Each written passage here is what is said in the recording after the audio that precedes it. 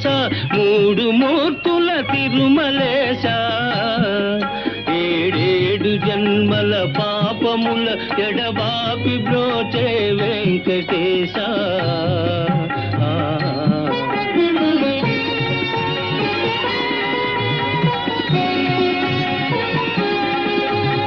కోటికి పడగెత్తిన ధనవంతుడు కోటికి పడగెత్తిన ధనవంతుడు నీ గుడి ముంగిట సామాన్యుడు కూటి కోసం శ్రమపడే